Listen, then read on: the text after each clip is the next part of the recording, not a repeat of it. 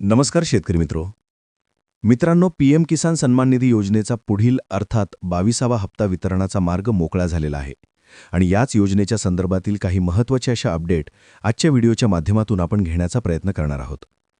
मित्रांनो, पहिली अपडेट आहे महाराष्ट्रातील, ज्याच्यामध्ये शेतकऱ्यांच्या नवीन नोंदण्या 2019 नंतर वारसाचे झालेले फेरफार हे मोठ्या प्रमाणात शेतकऱ्यांच्या माध्यमातून अर्ज करण्यात आलेले होते. पूर्ण कागदपत्र दिल्यानंतर सुद्धा बरेच सारे प्रस्ताव या ठिकाणी मंजूर झालेले नव्हते आणि याच्यासाठी आपण पाहिलेलं होतं की गेल्या ऑगस्ट महिन्यापासून एक मोहीम राबवण्यात आलेली होती, ज्याच्या अंतर्गत अशा प्रकारे पात्र असलेले शेतकरी परंतु त्यांचे हप्ते अद्याप सुरू झालेले नाहीत अशा शेतकऱ्यांची पाहणी करून त्या शेतकऱ्यांना पात्र करण्यासाठीच ती मोहीम हाती घेण्यात आलेली होती. आणि याच्याच अंतर्गत नवीन अर्ज केलेल्या शेतकऱ्यांचे अर्ज मंजूर करण्यात आलेले आहेत.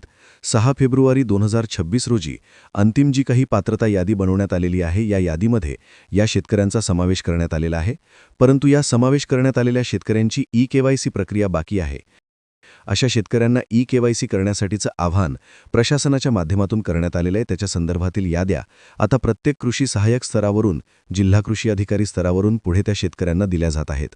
त्या अर्थी आता या शेतकऱ्यांना नवीन पात्र झालेल्या शेतकऱ्यांचे हप्ते सुरू होण्यासाठी मदत होणार आहे. मित्रांनो, याचबरोबर आपण जर पाहिलं तर 22वा हप्ता वितरित केला जात असताना ॲग्रीस्टेकच्या माध्यमातून फार्मर आयडी असलेल्या शेतकऱ्यांनाच हप्ता वितरित केला जाईल अशा प्रकारची घोषणा केंद्र शासनाच्या माध्यमातून केली गेलेली होती.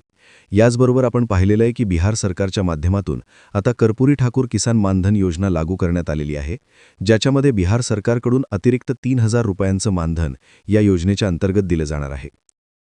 परंतु एकंदरीत आपण जर पाहिलं तर ॲग्रीस्टेक योजना राबवली जात असताना बिहार सरकारच्या माध्यमातून या योजनेची अंमलबजावणी प्रभावी स्वरूपामध्ये करण्यात आलेली नव्हती. त्याच्यामुळे लाखो शेतकरी आजही बिहारमध्ये ॲग्रीस्टेकच्या अंतर्गत फार्मर आयडी काढण्यापासून वंचित आहेत आणि याच्याचमुळे आता बिहारमधील लाखो शेतकरी याच्या अंतर्गत अपात्र होतील का, त्यांना हप्त्याचं वितरण होणार का, हा एक प्रश्न या ठिकाणी मोठ्या प्रमाणात निर्माण झालेला होता. उत्तर प्रदेशमधून सुद्धा मोठ्या प्रमाणात लाभार्थी या अपात्रतेच्या यादीमध्ये आलेले होते. मित्रांनो, याच पार्श्वभूमीवरती बिहार सरकारच्या माध्यमातून केंद्र शासनाकडे काही विनंती केलेली होती आणि याच पार्श्ववरती बिहारमधील ज्यांचे ॲग्रीस्टेकचे फार्मर आयडी बनलेले नाहीत अशा शेतकऱ्यांना 22वा हप्ता वितरण करण्यासाठी मंजुरी देण्यात आलेली आहे. अर्थात ज्या शेतकऱ्यांचे ॲग्रीस्टेकचे फार्मर आयडी बनलेले नाहीत अशा शेतकऱ्यांना हा 22वा हप्ता देखील आता वितरित केला जाणार आहे. परंतु पुढील हप्ता घेण्यासाठी ॲग्रीस्टेकची नोंदणी बंधनकारक असल्याची माहिती बिहारचे कृषी मंत्री रामकृपाल यादव यांच्या माध्यमातून देण्यात आलेली आहे. मित्रांनो, आता साहजिकच बिहारसाठी दिलेलं कन्सेशन हे फक्त बिहारसाठी असू शकत नाही. या पार्श्वभूमीवरती जर हे जे काही फार्मर आयडीमुळे शेतकरी प्रतीक्षित राहणार होते ते शेतकरी जर समाविष्ट केले तर साहजिकच या योजनेच्या अंतर्गत कमी होणारा जो लाभार्थ्यांचा आकडा होता हा कुठेतरी पुन्हा एकदा स्थिरावेल, म्हणजे व्यवस्थित होईल आणि याच्या अंतर्गत पुन्हा एकदा मोठ्या प्रमाणात लाभार्थी पात्र होऊन हा हप्ता वितरित केला जाईल अशा प्रकारच्या शक्यता आहेत. मित्रांनो, याचबरोबर आपण जर पाहिलं तर 3 मार्च 2026 रोजी होळीचा सण आहे. होळीच्या सणाच्या पार्श्वभूमीवर ते केंद्र शासनाच्या माध्यमातून हप्ता वितरण करण्याची प्रक्रिया सुरू करण्यात आलेली आहे. परंतु या दरम्यान देशाचे पंतप्रधान नरेंद्रजी मोदी यांचा इस्रायलचा दौरा असण्याची शक्यता आहे. त्यामुळे या दौऱ्याच्या पूर्वीच हप्ता वितरित केला जाण्याची शक्यता देखील वर्तवण्यात येत आहे आणि लवकरच त्या संदर्भातील तारीख देखील जाहीर केली जाईल. तर मित्रांनो, अशा प्रकारची ही एक महत्त्वाची अशी अपडेट होती.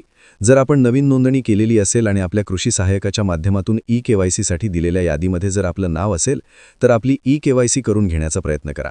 आणि आपण जर नवीन नोंदणी केलेली असेल, आपली जर सर्व नोंदणी योजनेच्या पात्रतेनुसार असेल तरीसुद्धा आपल्या कृषी सहाय्यकाकडे त्याच्या संदर्भातील एकदा चौकशी करा किंवा ऑनलाईन पद्धतीने त्याची स्थिती तपासण्याचे प्रयत्न करा, जेणेकरून आपण जर पात्र असाल तर आपल्याला सुद्धा हा येणारा हप्ता आता येण्यासाठी मदत होणार आहे. पुढील अपडेट करता आपल्या चॅनलला आत्ताच सबस्क्राईब करून ठेवा. धन्यवाद. जय हिंद, जय महाराष्ट्र.